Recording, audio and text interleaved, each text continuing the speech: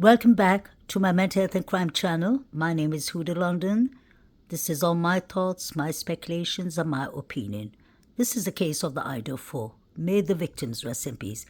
Conodle, who had defensive wounds, and Chapin were found on the second floor of 1122 King Road. It was a hell of a battle going on down there, from what the coroner told us, Gongalves said. Let me repeat this. There was a hell of a battle going on down there. So if there was a hell of a battle going down on the second floor, why didn't DM hear that? Why didn't she call 911? Why didn't BF hear that? Why didn't BF call 911 when she heard the boom and the firework sound? Why didn't any of them call 911? So if there was a hell of a fight going down there, it sounds like it's more than one person fighting with the victims. If it was one person, they could have jumped him down. There's 6 people in the house. Let's do our maths. This was more than one person. And it was more than one weapon. I got outraged by them, not just coming out and saying this was a woman or a man, because they should know by the amount of strength it took delivers the injuries, he said. They're just being cowards. There are girls walking around the street right now that deserve to know. They should be looking out for a sadistic male, allegedly. Or they should be looking out for the fraternities and sororities, in my opinion. What if it was girls and boys who did it, men and women? I believe it was more than one person. To poke Zana over 52 times, one person would have been tired, wouldn't have had the strength to poke Zana 52 times, poke Kaylee over 30 times, poke Maddie 4 times, if not more, and then slit Ethan's throat and carve Ethan's leg. Are we trying to say it's one person? Today I was watching Steve Gongalves talking to News Nation. Steve, let's cut out the kill kit. There wasn't any. You know that, and we know that. It was the fraternities. You're aware of that. Because you yourself said Showalter and many other people were cleared out too quickly. Don't you want the correct justice? Is my question. If Koberger did it, he deserves to go in. But he didn't do this by himself. Or maybe he's innocent. Don't you want to find out the truth? Or do y'all just want to put away any Tom, Dick, and Harry? And why do you look like you're still not satisfied with the decision? Every time I look into Steve's face, I just believe you're hiding more than you'll know. Why didn't you tell us how Kaylee's life was like the month before she was unalived? What was Kaylee's relationship with the sorority sisters? If Kaylee told her friend she had a stalker, she would have told you and your wife, her mother. She would have told her sisters. Why are you debunking the stalker? Father of slain victim says she had big open wounds, calls police cowards. This was on the 12th of December 2022. This was when 4chan was coming out. Papa Rogers was doing his show and a lot was going on. This was before the suspect was arrested. What was the relationship between Steve G and the police? He even said that the police were trying to suppress him, not to talk about Murphy the dog. What were they hiding?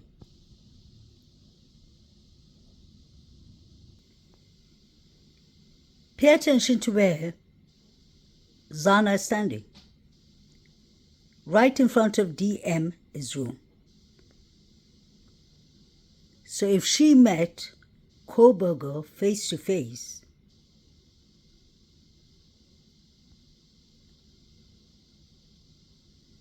he would have seen her properly. Do y'all think that he would have left DM alive? I don't think so. They're trying to tell us Koberger left a knife sheet and he left a witness. And he's supposed to be one of the smartest criminologist students. I know things don't go as planned and things can go wrong, but I've never heard of anyone leaving a witness behind.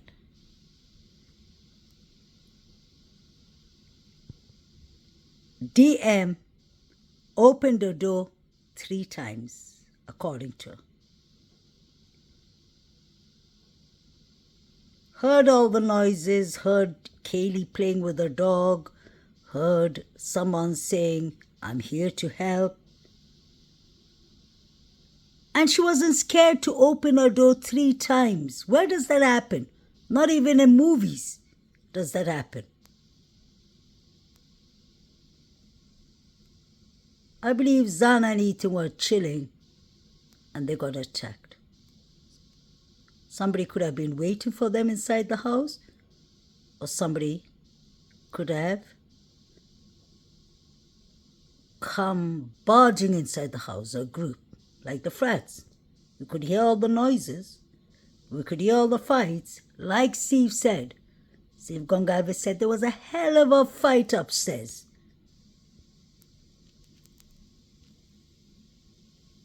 DM, the story doesn't make sense.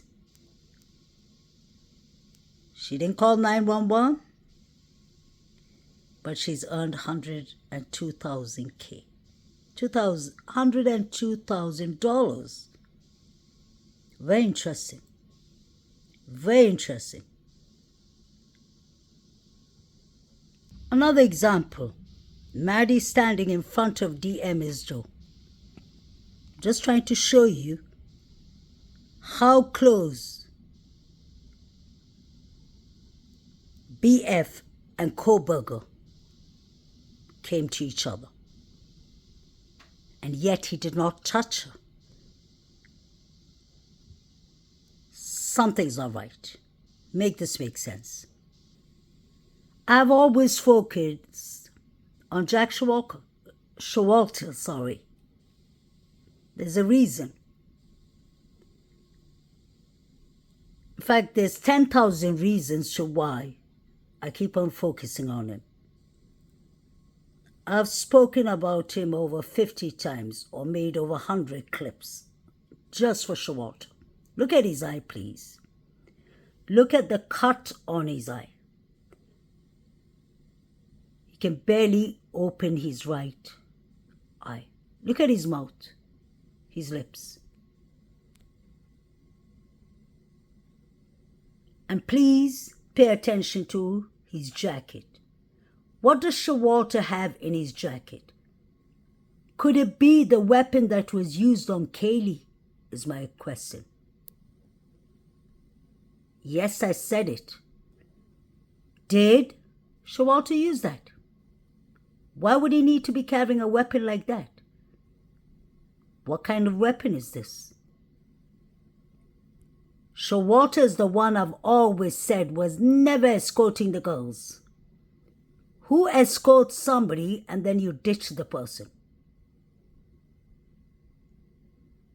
I wonder if this was the weapon that was found on Taylor Avenue behind the fire extension.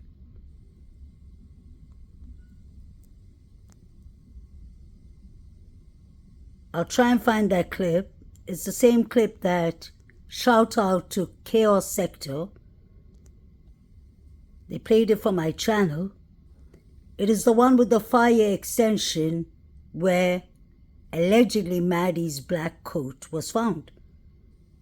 I guess they're saying it's not Maddie's black coat, but I believe it's Maddie's black coat. And if you remember, Chaos Sector, shout out once again, said and showed us that there was something black that looked like a weapon. I don't know what kind of weapon.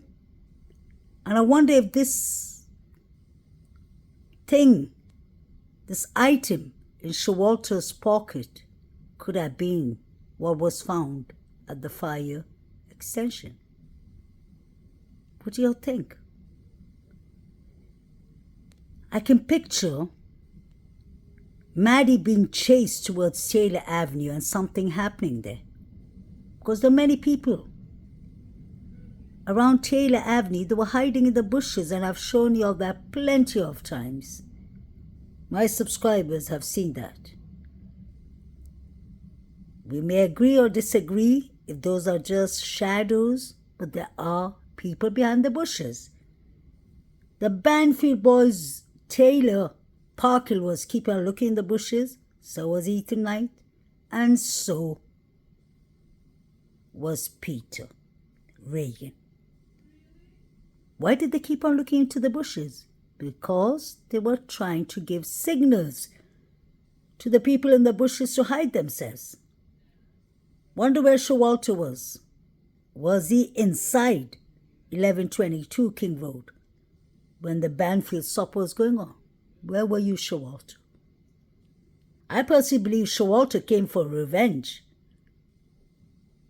Look at his eye. He has a cut on his eye. He was the only one who left town, and I believe he left because he was involved, allegedly, and I believe he left because of the scar on his face. Something happened at the corner club, in my opinion, for him to have threatened the girls. You know, we're going to get you for that, Maddie. And then that's when Kaylee says, Maddie, what did you tell Adam? And Maddie says, I told Adam like everything. What is everything? What does Adam know that we don't know?